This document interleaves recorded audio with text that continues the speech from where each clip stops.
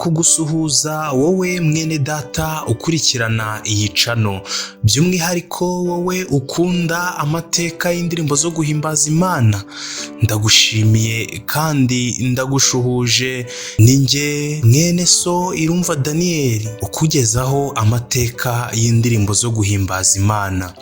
Twagiye twakira ubusabe bwinshi bugiye butandukanye, abantu badusaba ko twabaha amateka y'indirimbo nziza yo guhimbaza Imana, indirimbo ya 205 yitwa ngo Nkweguriye, Ubugingo, Bwanjye. Nanjye uyu munsi nifuje kubagezaho amateka y'iyi ndirimbo ya 205 yitwa Nkweguriye, Ubugingo, Bwanjye. Iyi ndirimbo yo guhimbaza Imana, Nkweguriye, Ubugingo, Bwanjye, ni indirimbo ikunze gukoreshwa henshi n'abakristo hirya no hino ku isi muri cya gihe barimo biyegurira Imana cyangwa bitanga bavuga ko bashaka gutandukana n'ibikorwa bitari byiza bakoraga. Iyi ni indirimbo 205 mu gitabo cy'indirimbo zo guhimbaza Imana gikoreshwa n'itorero rya Adventiste umunsi wa 7 mu Rwanda, aho yitwa ngo Nkweguriye, Ubugingo, Bwanjye. Iyi kandi ikaba indirimbo ya 330 mu gitabo cyitwa SDA Hymns, ikaba nanone indirimbo ya 273 mu gitabo cyitwa Gospel Hymns.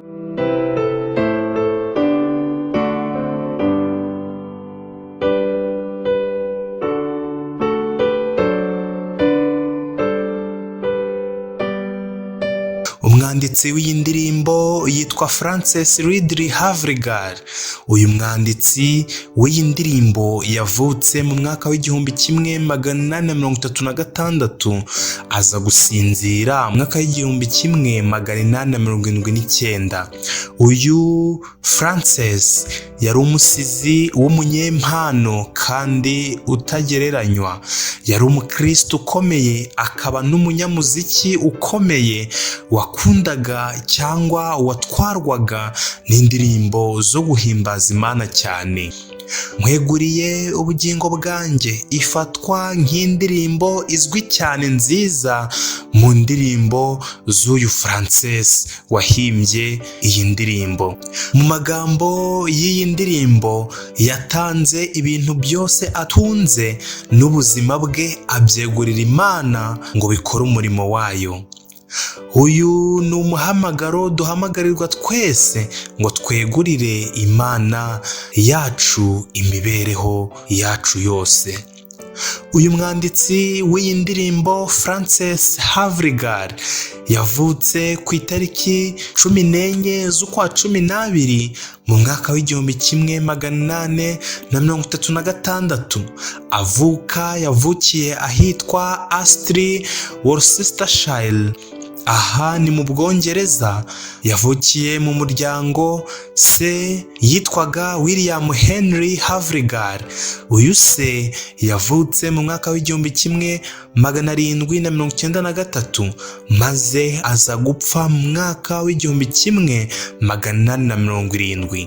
Nyina w'umwanditsi w'iyi ndirimbo yitwa Jane Havrigar. We yavutse mu mwaka w'1794 apfa mu mwaka w'1848.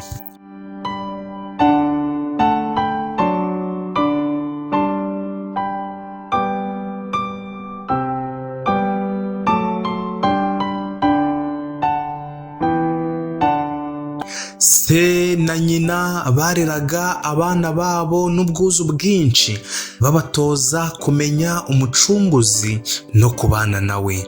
Uyu Frances yari umukobwa w'umuhererezi mu bana 6, akaba n'umukobwa wa 4 muri aba bana 6.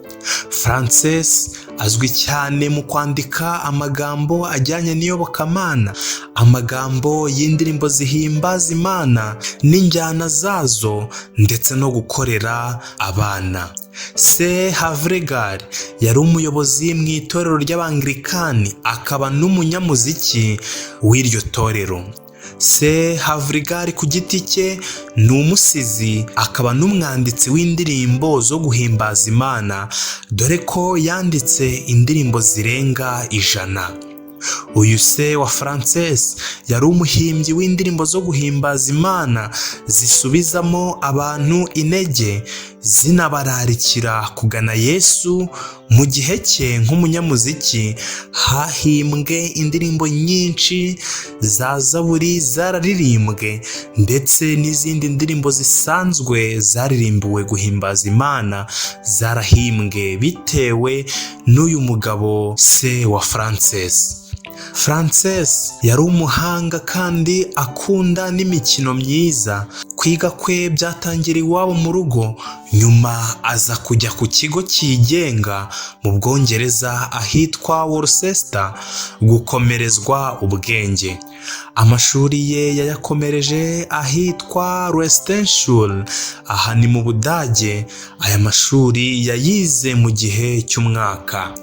Kubera kubana n'Imana cyane, Frances yatsindiye ibihembo byinshi byatangwaga ku bigo yigagaho, harimo nk'igihembo cy'umuhanga mu ndimi zari zigezweho atari mu Gifaransa n'Ikidage gusa, we yongeyeho n'Ikigiriki ndetse n'Igiheburayo. Ku myaka 3 gusa nyiri kwandika iyi ndirimbo Frances yari azi gusoma, nuko ku myaka 4 yari azi gufata amasomo ya Bibiliya mu mutwe, atangira gufata mu mutwe za Zaburi, Yesaya n'ibindi bitabo by'abahanuzi bato, ndetse ku myaka 4 gusa yari azi Isezerano Rishya mu mutwe.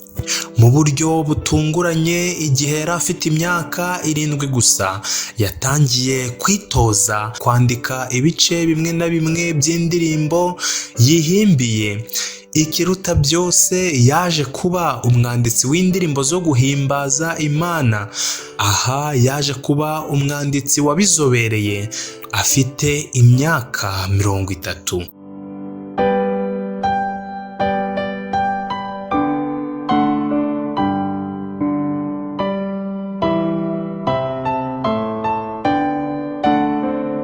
Frances Havregard yari umunyamuziki mwiza cyane n'umucuranzi wa piano mwiza ufite impano.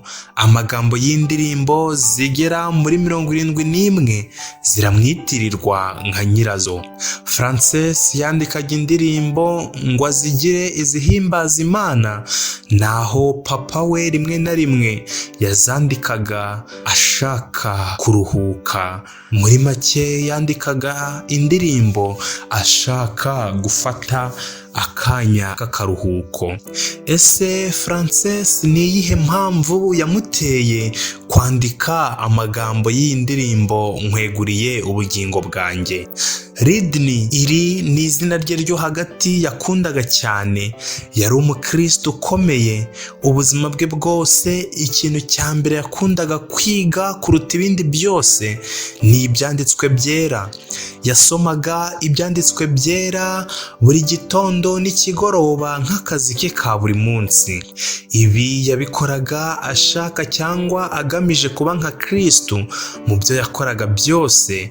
Nuko agize imyaka 36 yaje kuvumbura icyo bita guhinduka byuzuye. Ibi byitwa guhinduka byuzuye yabivumbuye mu gitabo cyitwa Byose kwa Yesu. Iki gitabo yaragisomye kiramunyura cyane, nuko ubuzima bwe arongera abwegurira Imana. Mu gihe gito uyu Frances nyiri kwandika iyi ndirimbo yakusanyije itsinda ry'abantu 10 batangira gusenga mu gihe cy'iminsi 5.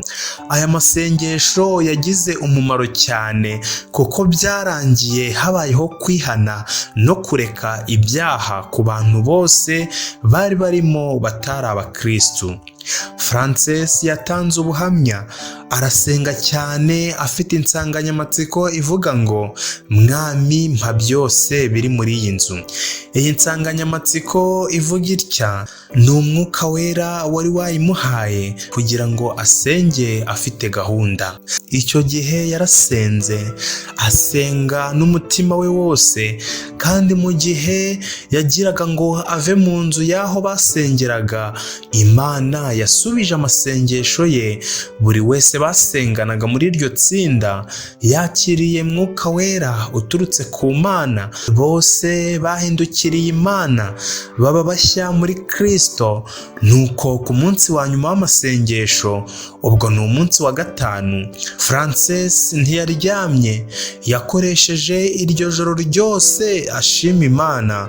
Nawe muri iryo joro yongera yiyegurira Imana bundi bushya, abandi basinziriye. Nibwo igitekerezo cyamujemo, yumva abuze amahoro, afata ikaramu aratangira yandika amagambo y'indirimbo nziza ivuga ngo nkweguriye ubugingo bwanjye.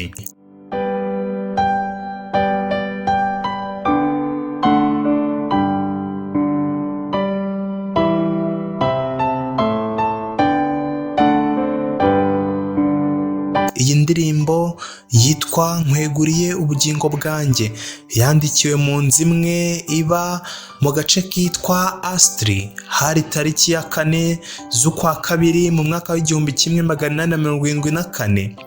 Akiyandika yari ifite ibika 11, buri gika gifite imirongo 2.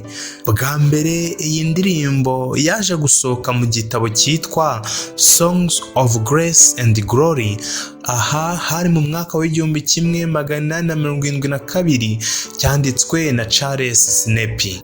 Mu mwaka w'1878 yaje kuyitangaza mu gitabo cye cyitwaga Diary Melodies for King's Minstrels. Nyuma yaje kongeraho igika cya 12 cyari kigizwe n'imirongo 2. Indirimbo iba iruzuye neza uko tuyifite ubu ngubu. Injyana Frances Havrigar yakundaga kuririmbamo iki gisigo cye cyitwa Nkweguriye ubugingo bwanjye yari injyana se yanditse akayita Patmos. Yakoreshaga iyi njyana ya se yitwa Patmos ashaka kugaragaza iyi ndirimbo ye. Abantu bageze aho barayimenyera, bakazajya babijyanirana indirimbo ndetse n'aya magambo. Abanditsi n'abahanga b'indirimbo zo guhimbaza Imana ibi barabirwanyije cyane, ntibabyemera, kuko ngo injyana yajyaga kumera nk'indirimbo z'umunyamuziki witwa Mozart. Byabaye ngombwa ko bahindura injyana yayo. Aha niho uriya wanditse kuri iyi ndirimbo nka nyirayo Henry Abraham Cesar Maran yaje guhita atanga injyana yaba nziza cyane kuri iyi ndirimbo. A ubona hejuru kuri iyi ndirimbo bisobanuye Abraham, H cyangwa H bisobanura Henry Cesar Maran. Niwe waje gutanga injyana nziza y'iyi ndirimbo. Ubuzima bw'isi ntibwatumye Havrigar abaho igihe kinini, kuko ku myaka ye 42 yarapfuye azize indwara yitwa peritonitis. Apfira i Wales, ahambwa iruhande rwa mukuru we na se mu kibuga cy'urusengero rwitiriwe Mutagatifu Petero mu gace kitwa Astri.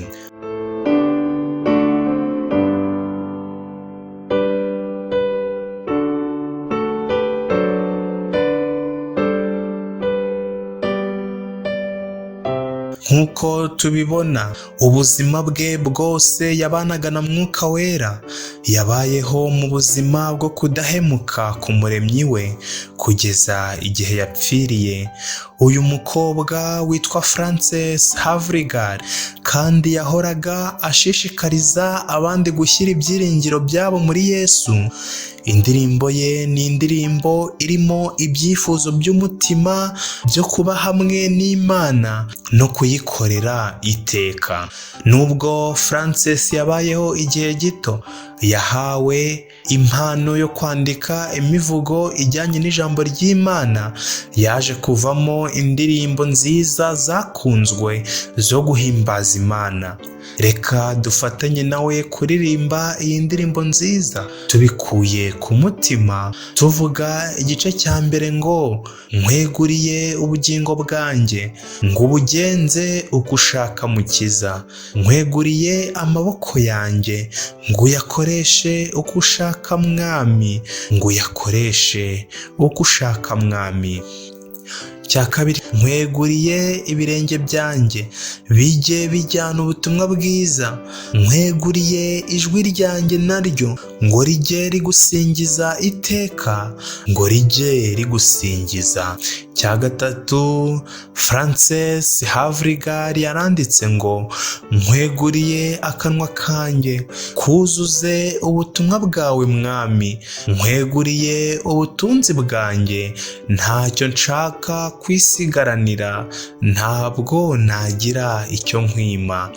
Igice cya kane, Frances Havrigar yaranditse ngo nkweguriye imigambi yanjye, yikoresha uko ushaka mukiza, nkweguriye umutima wanjye, maze uwimike mu bwami bwawe, wimike mu bwami bwawe.